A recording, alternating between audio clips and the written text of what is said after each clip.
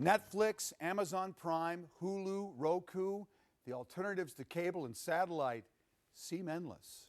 So what are you getting with those alternatives? And more importantly, how much are you saving if you decide to cut the cord? KARE 11's Chris Harapsky flips through the channels in tonight's Take Care of Your Money report.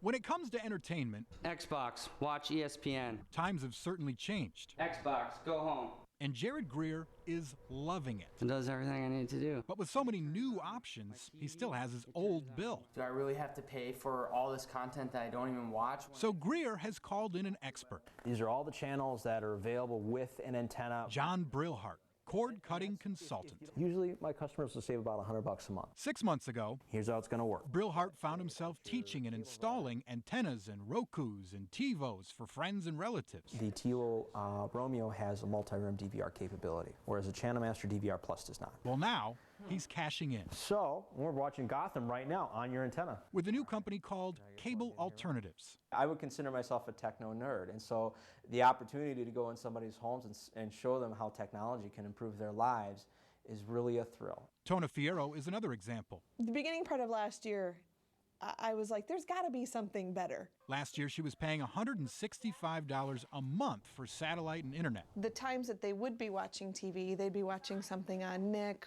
or Disney, and it was the same show over and over. So she decided to cut the cord, trade the satellite subscription for Netflix and Hulu Plus. They were pretty bitter for the first couple months. Not exactly an easy transition for her 3 girls. I hated it.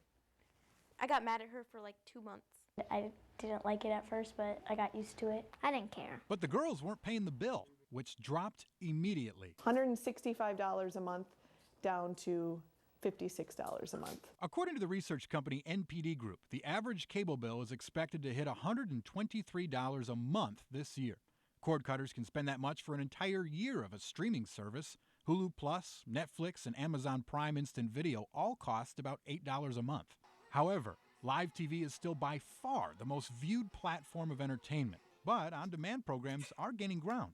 According to a recent Nielsen study, the average time adults spent watching live TV per day went from 4 hours 50 minutes in 2012 to 4 hours 44 minutes in 2013 to 4 hours 32 minutes last year. Meanwhile, time spent per day watching on-demand or DVR content went from 24 to 28 to 30 minutes in that same time span. Comcast, the nation's largest cable operator, says despite trends in cord cutting and subscription streaming, its cable business continues to grow. In a statement to KARE 11, Comcast spokesperson Mary Beth Schubert said, quote, "We continue to see growth in video, having added 6,000 video customers in the fourth quarter last year.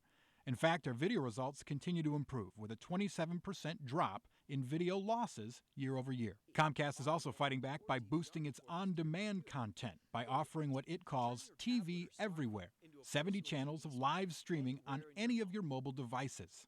Satellite provider DirecTV has a similar attitude towards cord cutters, telling KARE 11, quote, "Cord cutting has not materially affected our business because our base continues to be made up of mainly high-quality customers who want a premium video experience. Still, our cord-cutting expert has found enough demand to make a career out of it." There's not really one size-fits-all solution for cord cutting, because what you're trying to do is personalize the content for each individual user. If you're thinking about taking the leap, Brilhart recommends starting with a digital antenna. This will get you the broadcast network channels in HD for free.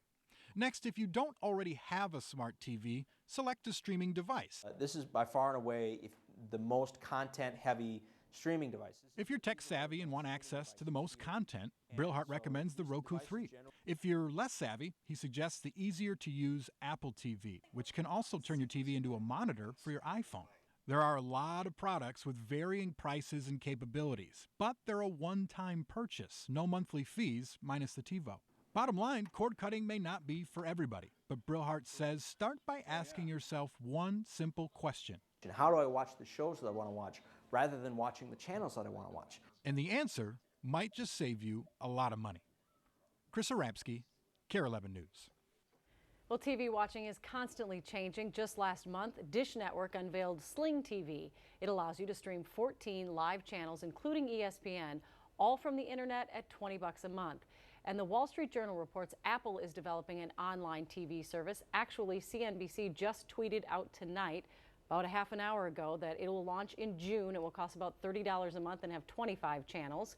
And HBO is now offering its shows on demand without cable or satellite subscriptions.